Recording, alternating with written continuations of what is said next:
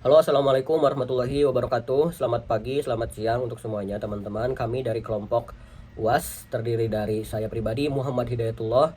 Kemudian ada saudara Muhammad Lutfi Adi Setiawan, ada Muhammad Ridwan, dan ada Atayana Rani Listia Dewi. Pada kesempatan ini kami akan mempresentasikan proyek UAS mata kuliah struktur data algoritma dengan judul Cyber Network Analyzer, implementasi struktur data dan algoritma pada studi kasus keamanan cyber. Aplikasi yang kami buat merupakan program berbasis C++ untuk mempresentasikan perangkat-perangkat jaringan melalui menelusuri koneksi antara perangkat, mencari perangkat tertentu, dan mengurutkan perangkat berdasarkan tingkat risiko. Materi utama yang kami terapkan adalah grep, BFS, DFS, searching, sorting, big O, notation, serta hash table. Selanjutnya, kami akan menjelaskan latar belakang mengapa studi kasus ini kami pilih.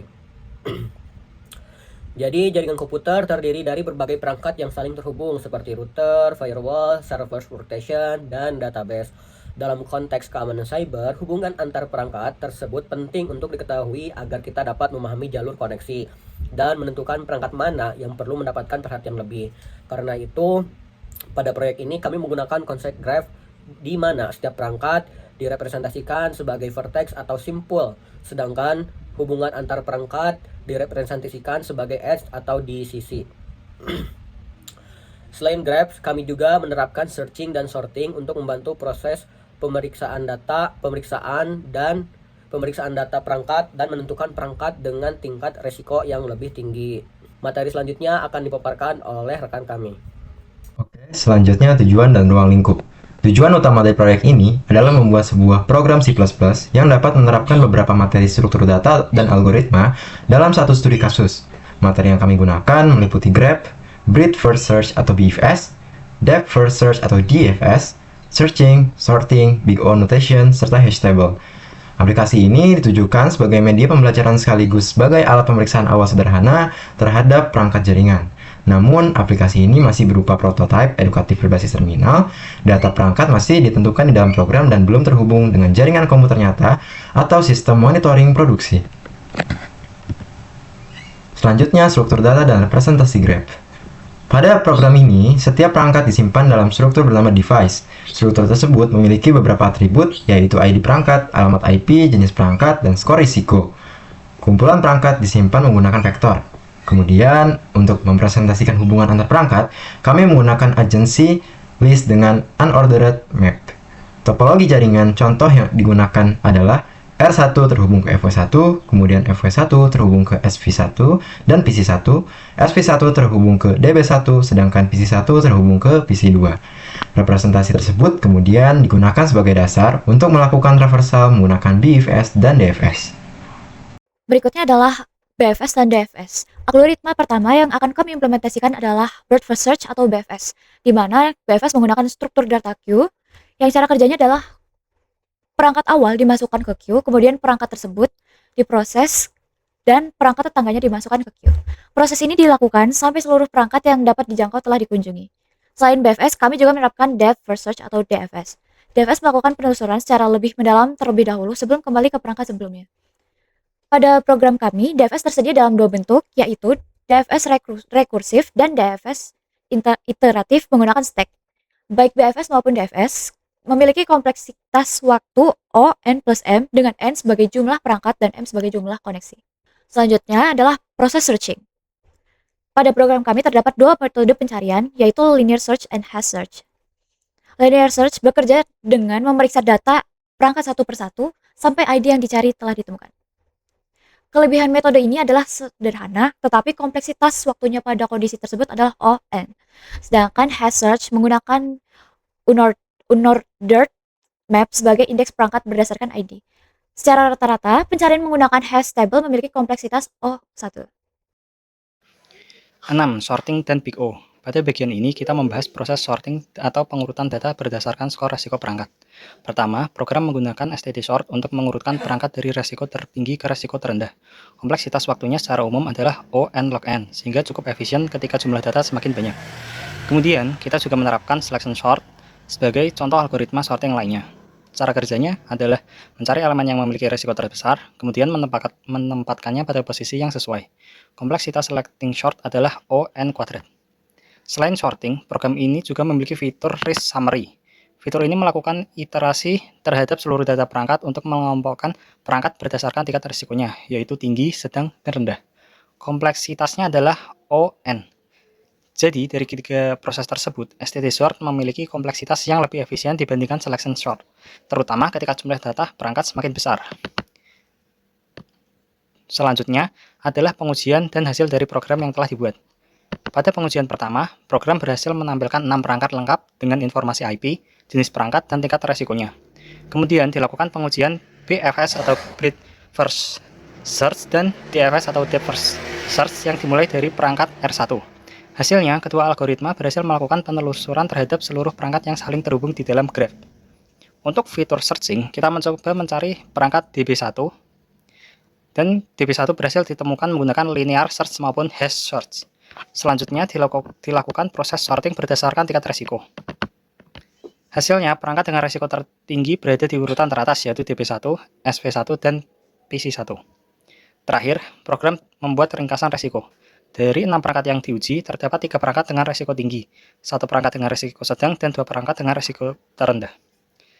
Jadi berdasarkan pengujian tersebut, fitur-fitur utama pada Cyber Network Analyzer berhasil berjalan sesuai dengan tujuan yang telah ditentukan. Baik, selanjutnya di sini kita akan melakukan demonstrasi singkat dari aplikasi Cyber Network Analyzer yang telah kami buat.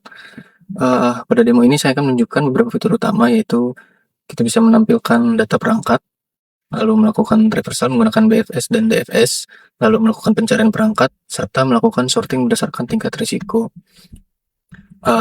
Langsung saja, di sini sudah saya buka aplikasinya. Kita harus menampilkan semua perangkat terlebih dahulu, yaitu menunya ada di nomor 1.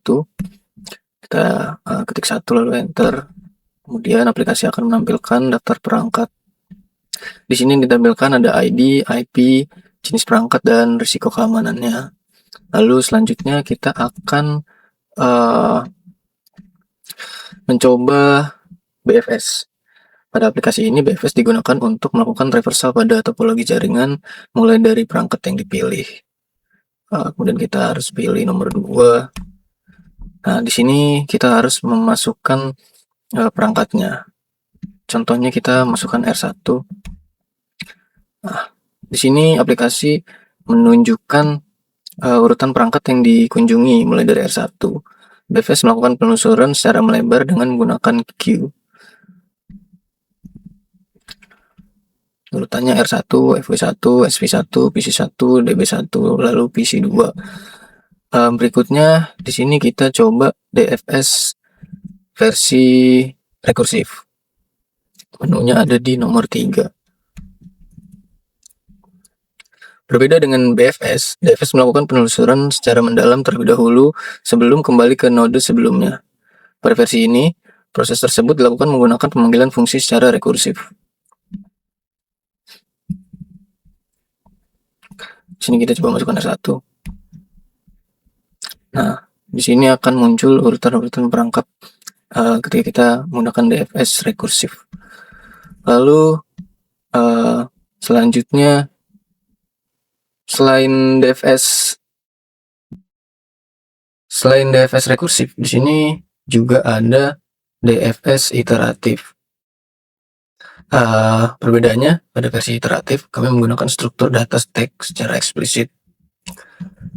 Oke, kita pilih menu nomor 4, lalu kita jalankan dari R1.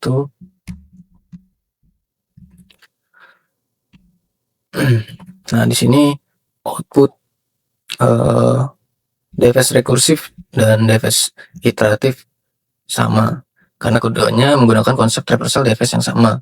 Perbedaannya terletak pada implementasinya.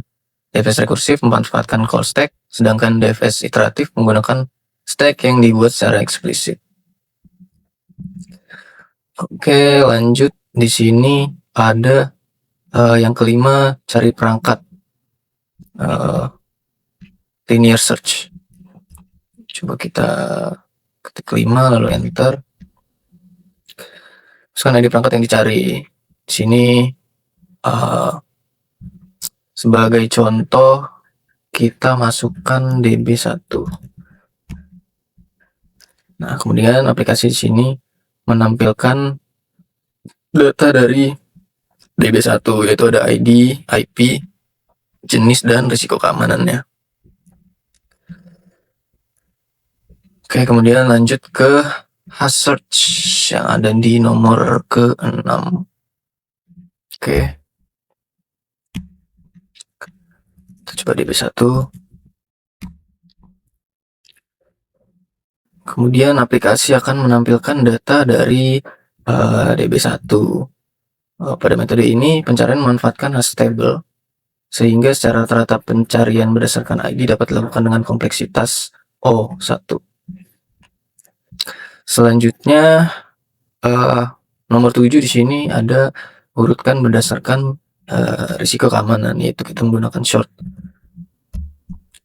Nomor 7, aplikasi akan menampilkan urutan risiko keamanan dari yang mulai dari yang tertinggi sampai yang terendah. Kemudian ada selection short yang ada di nomor 8.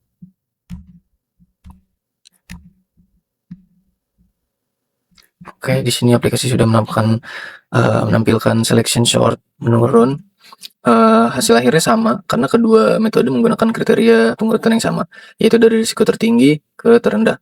Perbedaannya terletak pada algoritma yang digunakan untuk mendapatkan hasil tersebut. Oke, yang terakhir di sini ada ringkasan kategori risiko. Coba kita ke menu nomor 9.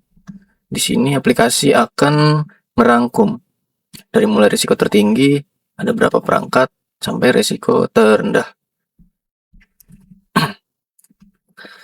Dari demonstrasi tersebut, dapat dilihat bahwa fitur-fitur utama pada aplikasi dapat berjalan sesuai dengan fungsi yang dirancang, mulai dari traversal grab, searching, hingga sorting berdasarkan risiko.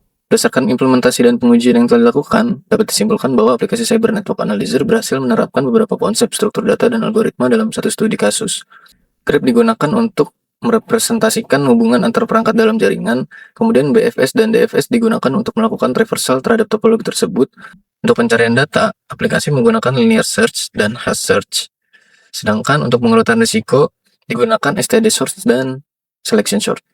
Dari sisi kompleksitas, setiap algoritma memiliki karakteristik yang berbeda sehingga penggunaan algoritma dapat disesuaikan dengan kebutuhan dan jumlah data yang diproses. Dengan demikian, aplikasi ini dapat menjadi media pembelajaran untuk memahami penerapan struktur data dan algoritma pada studi kasus keamanan jaringan. Pengembangan selanjutnya, data perangkat dapat dibaca dari file atau database. Grab dapat dibangun dari hasil pemindaian jaringan yang sah. Skor risiko dapat dihitung berdasarkan indikator keamanan yang tervalidasi. Lalu aplikasi dapat dikembangkan menjadi antarmuka grafis atau terintegrasi dengan sumber log keamanan. Seperti itu saja presentasi dari kami, kurang lebihnya mohon maaf. Assalamualaikum warahmatullahi wabarakatuh.